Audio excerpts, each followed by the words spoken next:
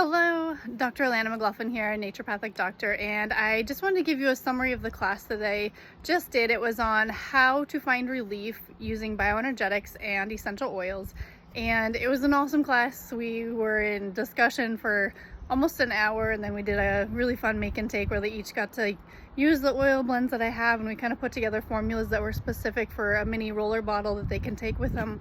And most of them were working on like the stress management, so balancing cortisol, engaging the parasympathetic nervous system, the vagus nerve. So we used lime, clove, frankincense, some peppermint, and what else did we blend in there? Balance for a couple of them. Serenity came up for someone. So all these ones that are kind of more calming, but peppermint, a couple of them it came up because it can calm the system because it brings it more into balance, but it's also invigorating. So it was a really nice blend in some of them. But overall, I wanted to share because there are so many people that obviously can't be here because it was in person and just things come up. So in summary, we had a great discussion on bioenergetics and what bioenergetics is in general, because a lot of people are like, I have no idea what that means. Even people I've worked with for a while. And basically I explain it as like our body is carbon based, right? Carbon, oxygen, hydrogen. We are in this bio form, and then energetics is how we interact and how the frequencies interact with our body. So everything in our body is mapped out and has a specific frequency. So our liver, for example, has a specific frequency when it's healthy, and it's been mapped out like a blueprint. And then we take and compare our body through the scan that I used to that blueprint and see where does your body need support to get back where it's in balance again. This can include things like emotions, and we brought up the idea of the measurement of the Hawkins scale, and this Hawkins scale, it specifically lays out the frequency of things like fear and worry, anxiety versus courage, enlightenment, love, things like that, where we actually have control and these positive emotions. And it's not essential that we live in these emotions all the time, right? It's really healthy for us to express or feel sadness and grief and frustration, but it's how we process that. And are we able to process and release, or do we process and store within our body, like within our muscles? And then we have, a shoulder ache that we can't seem to figure out how to get better because there's actual an emotional base to it. And for some people that makes sense. You can think of something that happened and we just can't quite overcome it. But it really overall deals too with how strong our body field or our frequency is for what is able to impact us and our health.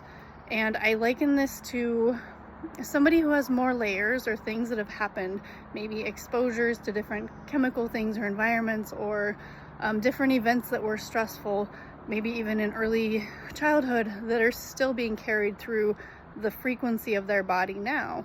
They're more susceptible to things like the electromagnetic fields, the EMFs, the Wi-Fi, the 5G, if there's a tower that goes up nearby, which can throw anybody off because essentially it's a wavelength, right, moving through the air.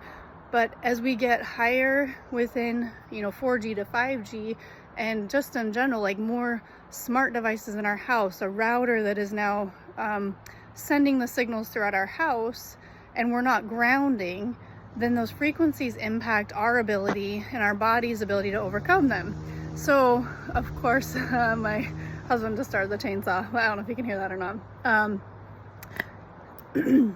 And so what we think about with that is the more resilient our bodies are by managing our stress as much as we can, or processing if needed, the foods that we put into our body. Are we putting in live food? And we talked about this as an example of the type of food matters too. If we're eating vegetarian, is it something alive or is it processed? If we're eating animals, think of how, and some people there could actually say they feel different when you eat a fresh salmon out of the Copper River and you prepare it, you can almost feel the energy of the animal in your body. Your body notices a difference when you have a food like that versus one that's filled with preservatives in the red color to make it look like it's a real food, but it's been processed and whatnot. And we do the best we can, right? And so I also brought up, in your body, if you're a type of person that tends more toward like anxiousness or having a lot going on, chicken sometimes isn't the best option, because think of like the animal chicken versus like a moose or a cow or bison. A chicken, like they're busy, right? They're always like moving around, pecking at stuff, so they bring more of a busy energy to the body, which can sometimes be really good. And then sometimes though we need something that's more like grounding. Like think of like a moose or a bison or whatnot, how rooted and grounded and just like sturdy those creatures are, and what that can bring to our bodies if we're needing more of that. And it's fine, you know, if you're not an animal eater. I just like to bring that analogy of like thinking what we're eating. Pulling a carrot straight out of the garden, you know, dusting off any big clumps of dirt, but then eating it right away is something that for some people are like, oh my gosh, you're not gonna wash it. No, you can think about it as like soil-based probiotics and how that fuels our body, that there's good, healthy, natural microorganisms that we're gonna get along with the freshness of eating that carrot and the frequency of that living thing that we're now putting into our bodies. So that was a little bit on the nutrition piece.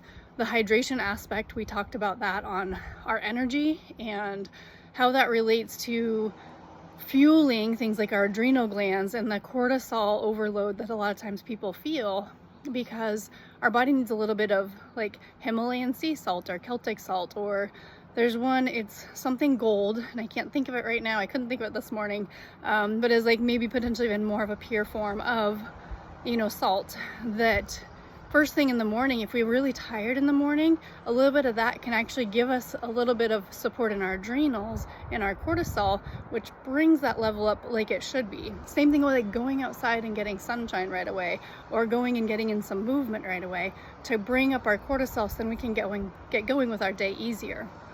And that whole idea is finding these cycles and rhythms that we talked about. Nutrition a little bit with healthy movement. We're not overexerting ourselves, especially if you're kind of already on the anxious side or just feeling like overwhelmed, which was kind of a few people, and I think is very common nowadays, the busyness versus presence. And this can happen at any stage, from like adulthood when you're having to multitask at work, to retirement when you still feel like you need to be doing a lot of things and you're bouncing from one thing to the next rather than sitting and finishing and being okay with finishing a task in front of you before you move on to the next thing. So I bring that up because we want movement and things to be restorative.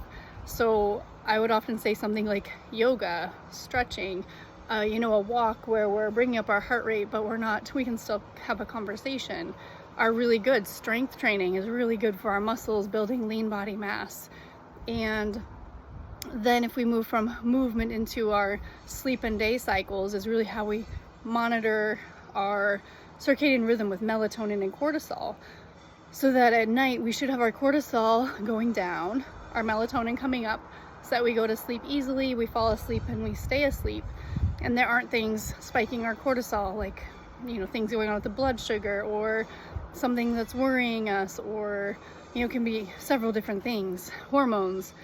But we really want that melatonin to come up at night and stay up. In the morning it comes down, and then our cortisol comes up in the morning to help wake us up and make us feel good, so that we have this nice rhythm. And that fuels us as a bioenergetic being. Having sunlight, which, you know, up here I've talked about it a lot lately, because we do get a lot of time when we have more darkness. And, you know, today is the first day of summer, and just in relation, so it feels really good to have like this, the frequency of the sun coming in, the energy that comes up as things are blooming. You know, I've been having videos on all the flowers that are coming out and whatnot. So our bodies in this bioenergetic sense are, the more resilient we can make ourselves through all the things I've just mentioned, through our emotions, through what we bring into our bodies, to bring what we bring into our space, energetically, relationships, frequency wise. And if we have weaknesses in those, like that can lower our frequency and make us more susceptible, then other things can throw us off balance easier, if that makes sense. So we want to be as resilient as we can. We want to keep doing things that feed us and feed into our higher frequency, so that then we're able to overcome regardless of what's happening. We don't have to have fear and worry and anxiousness. We can know that we have control over our health. And there are times when our frequency is lower and we need we can use a bioenergetic like the scan that I do, and that can really open up some blockages and reset our frequencies. But sometimes we need things like herbs and specific foods and essential oils that have such a strong positive frequency. It will help lift us up and restore that space in our body to elevate like our whole bioenergetic field of who we are and how we show up, and having more optimism, and that attracts more of the same, right? When we are in a different frequency, more of that comes to us. We start having better health, that then shifts into more opportunities and the people we meet. We also talked about with this in relationship to kind of comprehend bioenergetics and frequency is we can call somebody all the way across the world, right? Through a phone, through the internet now, and it's wavelengths going through space. So it's the same thing when you have a positive something, or you're thinking about somebody maybe on the other side of the country, and at the same time maybe they call you back, or they call you and like, oh, I was thinking about you too. It's, you know, it's a frequency, it's a wavelength going through, which is why we can also share that energy through like devices, through intention, through like the programs in the device that I use, by doing a voice scan, which is part of your frequency field, right? You are who you are physically, emotionally, through your, you know, what your heart frequency is, which can actually be measured in physics. And I talked about that today too, of the whole basis of the system I use is rooted in Chinese medicine and physics, that things are measured specifically, and these are becoming more common. There are more devices out there that are able to do this, and I'm hoping, you know, more people are willing to open to it, because it really is so powerful. But it's overall is how we look at our health and the frequency of who we are. How strong are we? Where are our weaknesses, or what are the things that we're working on or having trouble overcoming? For example, weight is one I've been talking about a lot, weight and metabolism, and it's something that can hold people back.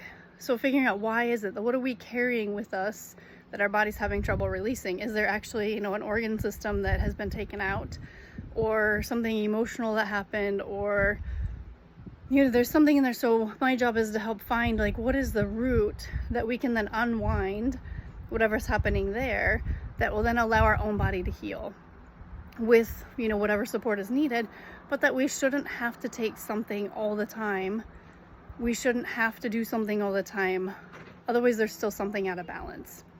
So I hope this was helpful, and I know there's other things I'm missing through this, but this is kind of a summary of this finding relief with bioenergetics and some of the process we went through today in a summary form, and just looking at and see, you know, how this relates to you and how you can integrate this idea of us as a frequency and how we carry that through ourselves. And then as we go through, how we can then use that to become even better, to get to that health where we go. And I told them, I was like, my goal is that other people can have the energy that I have, that I'm able to go do these things, to go split wood and go weed eat for, you know, a couple of hours before going to coach soccer and doing yoga and running, and, you know, having my kids do the same thing as being active and healthy.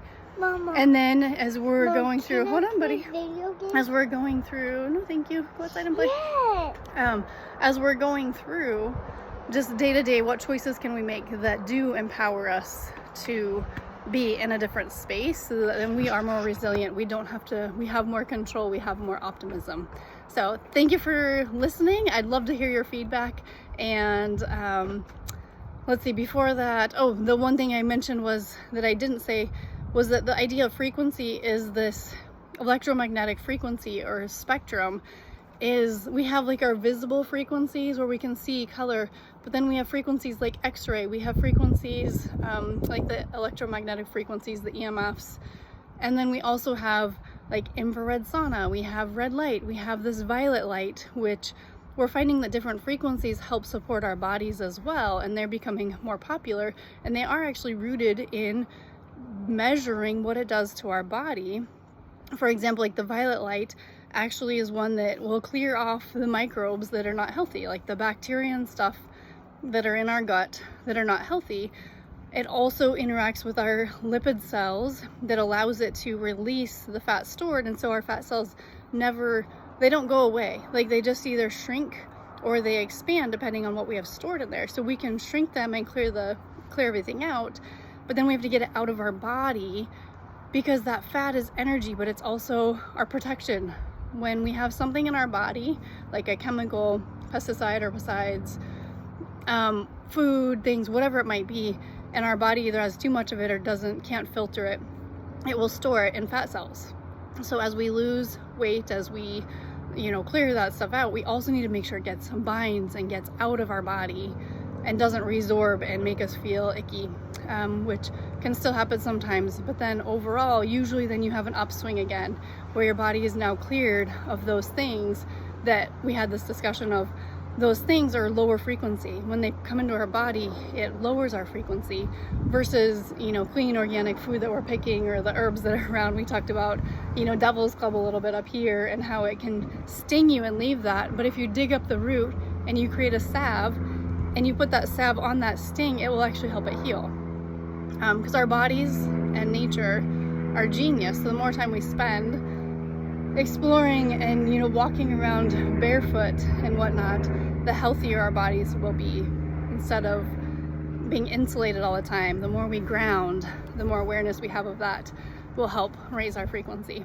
So I hope this is helpful and helps more people understand this concept of bioenergetics and how I integrate it really into kind of the whole practice of what is our frequency, that interaction between biology and frequency or energy, and how does that affect who we are and our energy and how we show up. Thank you for listening. We'll talk to you later.